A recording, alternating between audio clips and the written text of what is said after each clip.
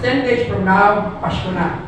Kaya batiin po natin ang mga katabi natin ng Merry Christmas. Kabayan po natin ng Merry Christmas. Naway, patuloy tayong pagpapalaya ng Panginoon. Nakikita mo na pagkalabi natin yun. Talaga naman pinagpala ang araw na ito lalo. Sana araw-araw ganyan. Amen. At thank you sa lahat ng mga bisita, mga taga-gay, mga taga-pintahan, taga-palpa. Salamat sa inyong pag-dalo sa ating kasamahan ngayon.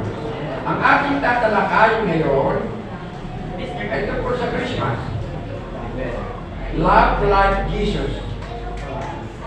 Ang pag-ibig ay pinaba at sinabi ng Panginoon sa atin. Dahil sa pag-ibig, tulad kinanta natin kanina, si Jesus ay sinilang. Love like Jesus is Thanksgiving season, Christmas is love, and love is Christ. Sabi ulit natin next slide. Dito sinasabi ko na binaba ng Diyos Ama ang pag-ibig. Dahil sa pag-ibig, nagkaroon tayo ng pag-asa, nagkaroon tayo ng hope. Ang dahil sa pag-ibig, nagkaroon tayo ng buhay na walang hanggan. Na minimiti ng bawat tao sa mundo. Regardless of religion, ang ating inahanap ay buhay na walang hanggan. Kung matatanda po tayo sa unang tradition, ang tanong ay, alam ba kung saan ka pumunta? Ang sabi lang, hindi ko pa alam. Kailan pa ako magtrabaho. Pero nung pinadala sa atin ang ating Panginoong Jesus, sabi ng Panginoon, hindi mo na kailangan magpakahirap. Ako na magpapakahirap sa inyo. Sumampalataya ka lang sa akin ng buong puso at kaluluwa, ikaw ay maliligtas na. Palagpakan natin ang Panginoon. Sabi sa John 3:16, for love so loved the world, yung pag-ibig, that He gave His only begotten Son, that whoever believes in Him should not perish, but have an everlasting life. Yan ang Panginoon. Upang mangyari ito, ay kailangan ipanganak ang buntong anak, ang begotten Son, sa pamamagitan ng tao. Ang Diyos na nagkatawang tao ay sinilang ng isang babae sa pamamagitan ng Birhen Maria. Amen? Palakpakan natin ang Panginoon. Ayon sa Mateo 1:20-21, kung may Bible kayo, sa inyo, hindi na natin sa slide. Ngunit pagkatapos niyang pag-isipan ng mga bagay nito, isang anghel ng Panginoon nagpakita sa kanya sa panaginip. At nagsabi, Jose, anak ni David, huwag kang matakot na yakapin si Maria bilang iyong asawa. Sapagkat ang kanyang pinagili ay mula sa banal na Espiritu. Siya'y manganganak na isang lalaki at tatawagin siyang Emmanuel, Jesus. Sapagkat iniligtas niya ang kanyang bayan sa kanilang mga kasalanan. Yun po ang tungkulin ng Panginoon Jesus na siya'y mamatay para sa atin upang iligtas sa ating kasalanan. Bakit sabi yung yakapin mo si Maria? Kasi nung araw ng panahon, hindi pwedeng nagdadalang tao, isang tao, na wala pang asawa. Bawal na bawal. Papatay po si Maria noon. Pinapatay sa bato, isang kakasala. At hindi pinakakasalaan ng lalaki o babae ng asawa. Subalit nagsalita ang anghel, yakapin po si Maria. Gayun din po tayo. Yakapin natin ang ating mga kapwa-tao, ang ating kapitbahay, ang ating kaibigan. Pagdating ng Pasko, nakaligit tayo. Yung mga tao hindi natin nakakasundo o nakakaway natin, may sakat tayo, meron tayong PGH sa puso. Lagi ginagamit ng PGH po rin. Meron tayong buod, galit at hinanakit sa puso. Sa araw ng Pasko, pagpatawa po tayo. At humingi po tayo tawad sa Panginoon at pangalan ng Panginoon sumunod. Sunod po natin slide. Sa Mateo 1:22, nangyari nga ang ganito upang matupad ang sinasabi ng Panginoon sa pamamagitan ng propeta. Kasi mga propeta ng Old Testament, sinasabing darating ang inyong Bisaya, darating ang tagapagligtas. Ang pagkakaakala ng mga Hudyo, ang tagapagligtas, isang matasit, matapag na tao, tapos pupuksain ng mga Romano. Pero di po sila nagkamali. Mateo 1:23, naririto ang nagdadalang tao na isang ganhen. Mga anak ng isang lalaki, ang pangalan tatawag sa kanya Emmanuel. ang ibig sabihin kasama ng Diyos. Tumayo lang po tayo at tayo manalangin bago tayo mag-umpisa.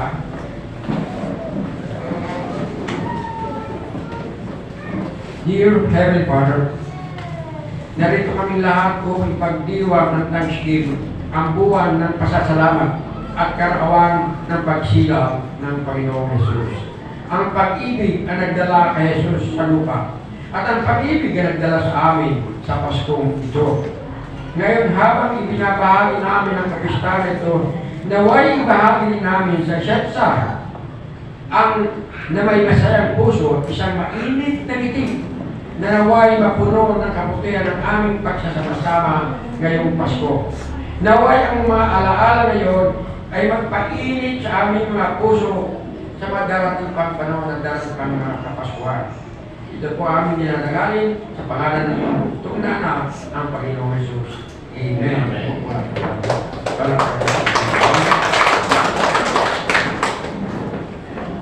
May katanungan po rin, sino di pa yan? Maring alam nyo na, ang sabi dito, what year did Jesus born? Kailan pinganak si Jesus?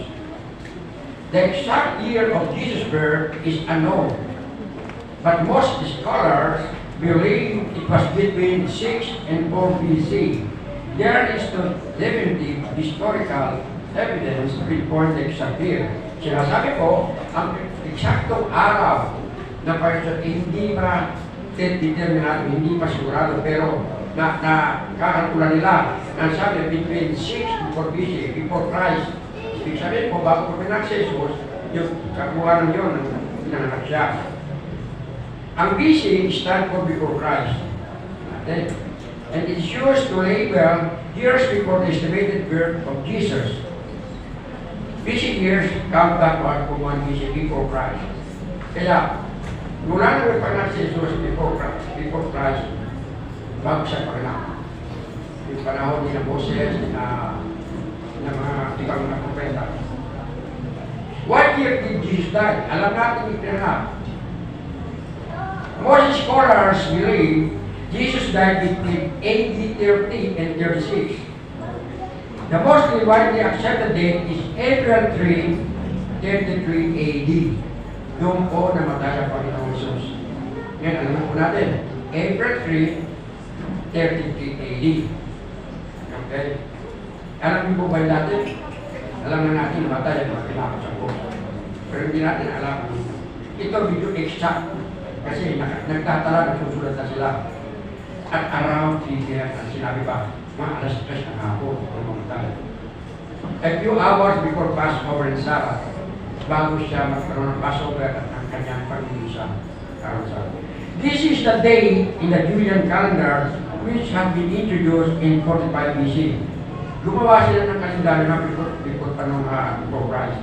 AD stands for Anno Domini, which is a Latin in the year of the Lord. Yung piling ako ng AD. Anno Domini, before the year of the Lord. It's Latin for the year of the Lord. 80 years began with year 1. And to continue the present day, today in December 15, 2024 AD. Alam niyo na kayo, nabining ng AD. Okay. Yung 1 AD is unang taon ni Christ. When did God stop talking to a man in the Bible? Ang Panginoon ay nanahimik bago sinila ang Panginoon Kristo. Ang huling propeta ay si Zacarias na nakausap niya. Pero ang huling testament ay ang Malakayo. At pagkatapos ang Malakayo, hindi na nagsalita ang Panginoon for 400 years. At ang nangyari sa Israel, sinakop ng Babylonia, isang hari ang sinasamba ay mga Diyos-Diyosan. Ang mga Hudyo ay nagkalat sa ibang lugar ng mundo. At matatanda natin yung mga militan na ang tawag natin sa mga Hudyo ng araw ay Wandering Jew. Kasi kung saan sila dapat pa, kaya they call them ay Wandering Jew. Sa katotohanan, sa Pilipinas, dito mga maraming Hudyo. Sa taga Cavite, kilala yung mga Hudyo yun.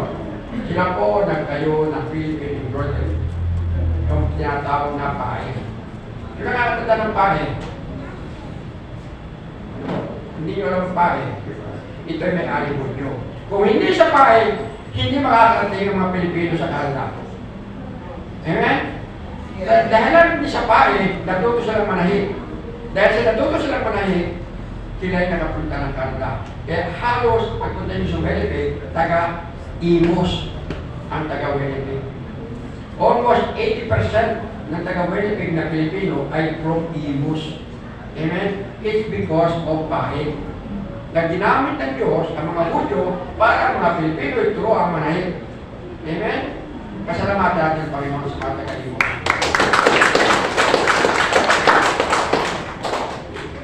Walang nakakalam sa yung pae. Taas lang kami gusto walang malaman kung sino nakakakilala sa pae. Kayo ba yung lahat ay taga-Cavite? Tanong lang. Opo. Pinanganak sa Cavite? Yes. Yung mga bata hindi alam. Alam mo si Sister Rose, alam mo ang pae, Sister Rose, ano? Oo. Alam mo, hindi ka nagtrabaho ka sa pae, hindi? Well, hindi ko ng pae. Ang pae ang nagtumulong sa taga-Imos kung nagpunta ng Canada. Okay, next slide. When was the 400 years of silent period in the Bible? Kailan yung 400 years ng katahimikan ng Panginoon? Nanahimik siya eh. Kaya nagkagulong-gulong ng Hudyo kung saan saan papunta. The time period between Nehemiah sa Old Testament na Malachi at sa birth of John the Baptist sa New Testament sa Matthew, and sometimes the birth to year of silence, ang taon ng katahimikan for a year. When it began, the 400 years of silence began with a warning in Malachi. Malachi 4, 5 to 6. Ano ba warning sa Malachi? Nakakatanda pa siya ng warning? Dapat matanda natin ng warning ng Panginoon kasi yung huling warning niya eh. Then Diyos sama, may warning sa atin. Kaya nagkagulo-gulo yung mga Diyo kung saan sa pagpag. Magipay pinatay, kaya man yan, maraming pinatay. Ang sabi ng Panginoon, pinagnanakawan niyo ako, lahat. Tatanda niyo? Sabi ng Panginoon sa Malachi? Pinagnanakawan niyo ako. Subukan lang ninyo ako ngayon. Kundi ibubuhos ko ang lahat ng pagpapala sa langit at daraan sa mga bintana ninyo. Ito po sa Malachi. Natanda niyo po yun, Malachi? Amen. Amen. Kaya bago minto ang Panginoon, nagbigay ng warning. Dahil sa warning, dito nagalit ang Panginoon. The 400 years of silence, isang terminong ginamit upang ilarawan ang panahon sa pagitan ng luma at bagong tipan. Kung kailan ito'y pinanilulaan na God did not speak or write any scripture, hindi sumulat ng naman. God had gone silent and darkness seems to envelop Israel. Yan, nasakupan ng Israel. Sa wakas, pagkatapos ng 400 na mahabang panahon ng katahimikan, binasag ng Diyos ang kanyang katahimikan. Binasag ng Panginoon. Natapos ang 400 years of silence sa pagpapakita ni John the Baptist. Ang unang bahagi pagkatapos ay susunod si Jesus dahil nagagawa ang Diyos ng pag-aalay para sa atin tulad ng ginawa ni Abraham sa Panginoon. Nang iaalay niya at sinabi ng Panginoon, iaalay mo yung anak sa akin. Sulungin mo siya sa bundok, sa altar. At ito naman ang ginawa ni Abraham sa Genesis 22:19. Ay sa Genesis 22:19, sinabi ng Diyos kay Abraham na iaalay ang kanyang bugtong na anak. Nasubok si Abraham na iaalay si Isaac bilang hati sa kanya. Sumunod po si Abraham. Bit niya ang anak, teenager pa. Umakyat sila sa bundok. Ang tinanong anak, Papa, saan mo ako dadalhin? Anak, ihahain kita sa Panginoon. Yung batang siya sa, hindi na, alam niya papatay siya, pero hindi siya natakot.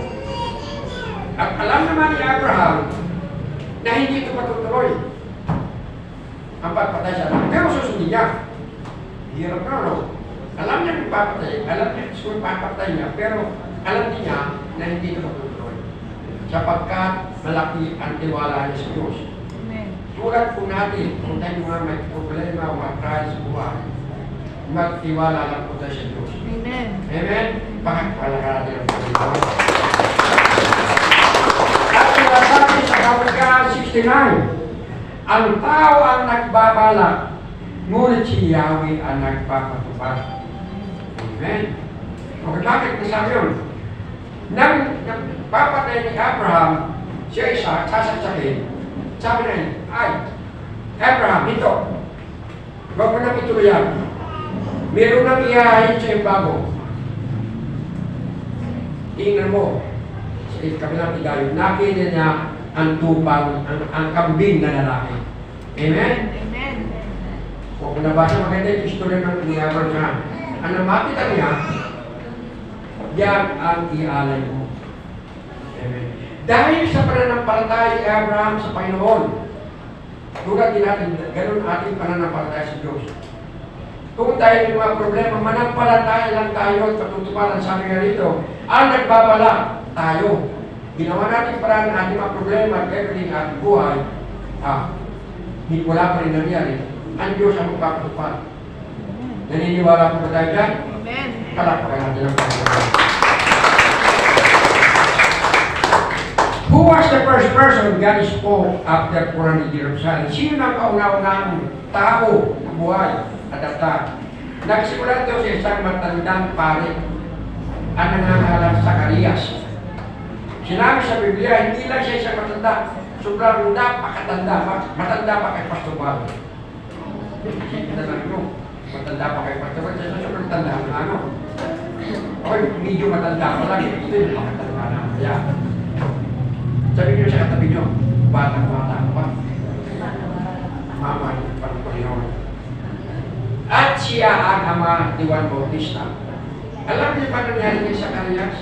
Kasi matanda na siya. Alam niyo, hindi siya naniwala eh. Kalukuhan niya, tinawaran pa niya. Amen. Ano nangyari? Sino nakala? Napipi. Kasi patabi lang dila, hindi naniwala sa Panginoon. Kaya ngayon, kung may pananampalataya, huwag kayo magsasalita against God, baka mapipili tayo, ano? Nangyari kay Zacarias, napipi. Kasi hindi naniwala eh. Pinagtawan ng pando. Kaya, ngayon alam natin si Juan Bautista at John the Baptist ang ama. Hindi. Si Zacarias. Sinasabi niya sa Luke 1:13, ngunit sinabi ng Diyos sa kanya, huwag kang matakot, Zacarias. Dinilig na ang iyong panalangin. Ang iyong asawang si Elizabeth ay manganganak sa iyo na isang anak na lalaki at tatawagin mo siya Juan. Amen. Si Elizabeth po, kung hindi nyo alam, ay kapag-anak ni Virgin Maria, pinsan niya si John the Baptist na unang pinanap po Jesus Christ. Ano nga ba ang kahulugan ng Pasko? Paano natin dapat ipagdiwang? At dapat ba tayong magsagawa ng selebrasyon? Dapat na natin celebrate ng Pasko. Yung ginagawa natin, yung tayong mga regalo, yung sa mga nag-sponsor ito, talaga inasuro. Sabi ni Lord, walang pera kayo utisip, akong bahala kayo. Bakit hindi sa atin? Kita nyo naman, hindi ito pinagpapasyon sa inyo. Kayo po siya nabigay. Amen? Wala pa natin mga sponsor. Dapat tayo magpasalamat sa pagsilang na tinawag ng Thanksgiving, pagpasalamat. At sambahin si Jesus. Dapat natin sambahin ang Panginoon Jesus at sumampalataya sa Kanya na siya ating Diyos at tagapagligtas. Bakit mahalaga sa tao ang pag-ibig? Bakit mahalaga sa atin ang pag-ibig? Sinasabi nito, meron ako dito. Mga talata, ang sabi nito, kapag napuno tayo ng pag-ibig ng Diyos, ay magagawa natin at makikita at mauunawaan ang mga bagay na hindi natin kayang gawin o makita o maunawaan. Tayo ay punong-puno ng kanyang pagmamahal. Bakit mahalaga? Dahil tayo ay punong-puno ng kanyang pagmamahal. Bakit mahalaga? Matitiis natin anumang sakit, anumang trial, and anything mangyayari sa ating buhay, ay matitiis natin. Lagi natin napapakinggan sa mga kapwa Kristiyano natin na hindi magbibigyan ng Panginoon kung hindi natin kaya. Amen? At tayo lahat ay naniniwala doon. Gusto ko mapakinggan ng malakas na palakpak kung talaga kayo.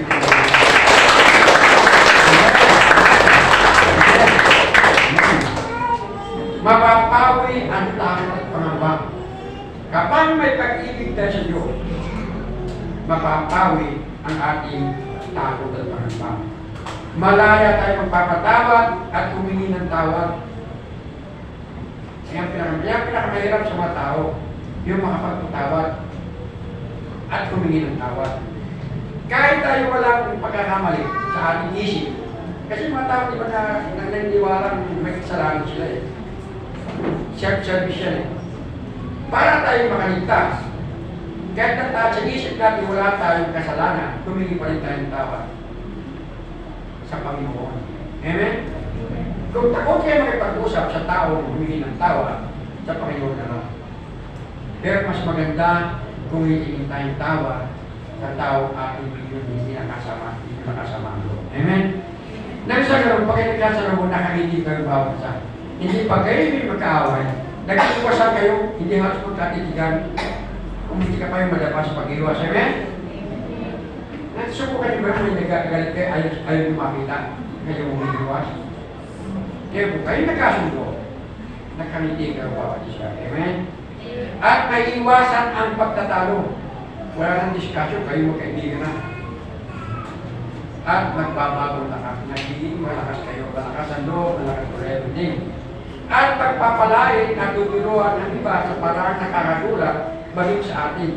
Yan ang tunay na diwa ng Pasko. Palakpakan natin ang Panginoon.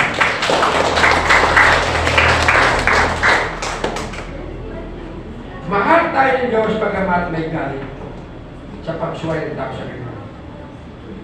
Dinaig ng mga pag-ibig ng Diyos ang galit at katarunan, justice and wrath of God. Isang kapatid ko isang abogado, sabi niya, yung Bible hindi ako niniwala rin. Meron pa yung Diyos na lang pumapatay ng Diyos. Sa Old Testament, pag nagalit ng Diyos, pinapatay niya. Justice, sinabi nila justice. Ang justice itong papatay ng mga Hudyo, ng mga paraw, sinamahan si Moses at tumawid sa dagat at bumukas ang dagat. Para lumantay lumanas at nakaligtas ang mga Hudyo. That is the justice for Jews. Wrath of God, galit ng Diyos. Pag nagagalit ang Panginoon, pinapatay niya. Ano pa Diyos na gano'n? Tanong sa akin ng Panginoon, pero pa Diyos na gano'n?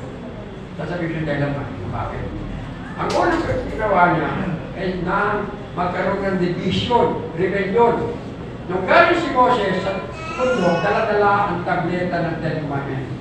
Pagbaba niya sa mundo, nakita niya, may suwag masama sa Diyos ang galing sa ito, Diyos ang nabakad, kung ang klaseng Diyos ang nangyari sa ito. At may tao naman, from Moses. Ang sabi ni Moses, yung sa akin, lumapit sa akin, yung hindi sa akin, pumunta sa kanila. Doon nakita ng Panginoon, talagang sa puso nila ang kay Moses. Anong ginawa ng Panginoon?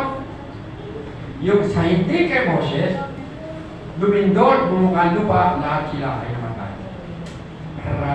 Galit ng Panginoon. Kaya tayo bakit ang galit nagagalit ka ron? At masyadong mamagsik. Hindi lang yan. Sabi niya, Noah's Ark. Sa galit ng Panginoon sa mga tao, sobrang kasalanan, sobrang masama, ginunaw niya mundo o binaha niya buong mundo. Alam niyo ba yun? Sa Noah's Ark, Noah, na ginawa niya mundo, pinalubog niya lahat, ang natira lang na pinili ni Noah na pag napinili ng Panginoon ng mga hayop at ng pamilya niya. Sa galit ako ng pinatay nga ang mga tao. Ang mga tao ng mga kasalanan. Ganon gumagalit ang Diyos Ama. Ano pa? Sodom and Gomorrah. Sinabi kay Abraham, papatayin ko yung mga tao, sobra-sobra na kasalanan. Pati lalaki, kinakasama. Wala na sa mga tao yan.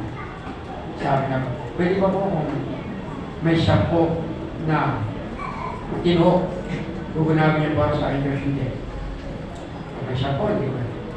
Ang wala sabi niya, pag may 3 po, gugunawin pag-abi. Papatayin din mo sila. Sabi ko, hindi. Kuminto na sila, promise. Sa kanyang pag-ilig sa Panginoon. Ang problema, halos lahat, wala ron. Isa lang, alam mo, si Abraham. Kung sinabi Panginoon, kung isa po matino, doon namin sabi siya rin niya, hindi. Hindi magmumuna kasi alam kong isang matino si Abraham. Ang kulang doon, yung panalangin. Inihinto ang panalangin. Kaya kung tayo mga hinihingi sa Panginoon, huwag kayo hinihinto ng panalangin. Tuloy-tuloy sa panalangin. Tiklog 2, tutulan na ito ng lalaki sa Gethsemane. Alam niyo ba tiklog doon? Nakaloon. Ito tiklog doon, kaya tawa. Sa Kristiyano, bihira lumulod ngayon eh. Pero tama yun. Pag nananalangin ka sa Panginoon, lumuhod ka. Simbolo ng pagpapakumbaba sa Panginoon na siya pa rin natin yung sa tinataas. Amen. Palakpakan natin. Sinasabi, ito ang sinasabi ng Isaiah 54:10. Ang pag-ibig ng Diyos sa kanyang bahay ay walang hanggan. Hindi nagbabago at higit na dakila kaysa kanyang poon. Yung pag-ibig sa atin. Grabe. Kaya may natira pa rin sa mga Hudyo na buhay kasi hindi naman lahat sila. Kaya sa mga pati, ngunit pinakita ng Diyos ang kanyang pag-ibig sa atin nung tayo'y makasalanan pa. Si Kristo ay namatay para sa atin. Ganun lang ang pagmamahal ng Panginoon sa atin. Dahil sa pagmamahal sa atin, ibinaba niya ang pag-ibig sa pamamagitan ni Kristo na ang pag-ibig ay bumaba sa lupa.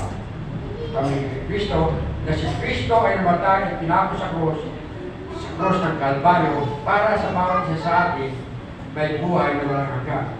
Palakpakan po natin ang Panginoon. Uulitin ko sa John 3:16. Sapagkat kaya lamang ang pag-ibig ng Diyos sa sanglibutan na binigay niya ang kanyang buktong na anak upang ang sino mang sumasampalataya sa kanya ay hindi mapahama kundi magkaroon ng buhay na walang hanggan. Amen. Dito po tayo magtatapos. Kung close na po, alam kong pinaghahanda natin ating pag-init na yun kasi magkakawa mo. Okay. Ang conclusion po natin, ano ang dapat natin tandaan niyang malapit ng kapasuhan? Hindi ko makapasuhan. At turo sa atin, ang tunay na kahulugan ng pag-ibig ay pag-ibig ng Diyos at sa kapwa natin. Kamay ito ng katabi yun. Mahal kita. Hindi lang ang Diyos. So, wala akong pagsabi sa katabi nyo, mahal kita, hindi lang ang Diyos. Kasi yan nagpaspas ng Panginoon sa araw ng Pasko. Pag hindi nyo binati yung katabi nyo, wala kayong paspas na tatay sa Panginoon. Amen? Kung kayo naiiyak, paspasan natin pagmamahal. Pangalawa, si Jesus ang nagbigay ng kasiyahan at katarungan at lalagad. Kaya sinabi ko rin Return of Moses from the mountain, division of Jews, Noah's Ark, and Sodom and Gomorrah, at marami pang dahil. Daig ng pag-ibig ang galit. Kapag may pag-ibig tayo, tiyak wala tayong galit. Wala, alisin natin ng PGH sa puso natin. Ay, natin yung PGH para. Pag nilalagay sa PGH, wala na. Delikado na. Isang tao na sa hukay na. Di ba? Natin nilalagay sa PGH. Yun, sinasabi sa PGH. Yung pag may good, galit, at nilalagay, sakit sa puso ang pagsakit. Alagay sa PGH. Amen? Kaya alisin natin ng PGH sa puso natin. Ano pa ang life application dapat itinsinasa buhay natin ating pinag-aralan? Kung meron tayong pag-ibig na may pag-ibig ng Diyos, dapat tayong magawa sapagkat ang pag-ibig ay nagmula sa Diyos. Palakpakan natin ang Panginoon.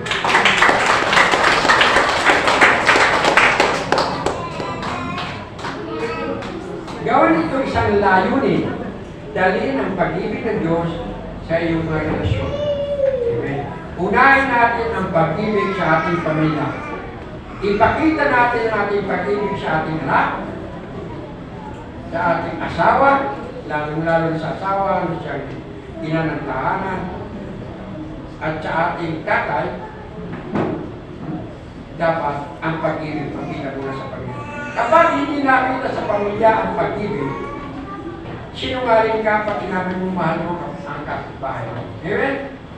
Eh yung sarili mong kamag-anak, hindi mo matutong mahalin. Paano sa mahal mo kapwa-tao? Kapag hindi mo alam mahalin ang kamag-anak ko at ang kapwa-tao, paano masasabi mo mahal mo ang Diyos? Ang Diyos ay hindi mo nakikita. Yung taong nakikita mo, hindi mo natutong mahalin. Ngayon sasabihin mo sa akin, mahal ko ang Diyos, ay sinungaling tayo. Amen? Yeah. Sa Pasko ito, yung may konting sama ng loob sa mga pamilya, magbatihan po tayo. Amen. Mauna po kayo bilang Kristiyano. Sa kapatid po tinuturo sa atin ng Panginoon, pag-ibig, no reservation, no ifs, no but, pag-ibig. Amen? Palakpakan ng Diyos. Dahil nyo ang assignment na ito. What is the importance of loving? Not with our selfish love, but with God's love. Anong napaka-importante ang magmahal na walang pagnanasa, hindi selfish, hindi magsarili, kundi ang pag-ibig ng Diyos. Isipin natin yun, pag-aralan natin, ano magagawa natin, paano natin papakita, importance ng pag-ibig ng Diyos sa atin. Dito po tayo magtatapos, tumayo na po tayo na lang.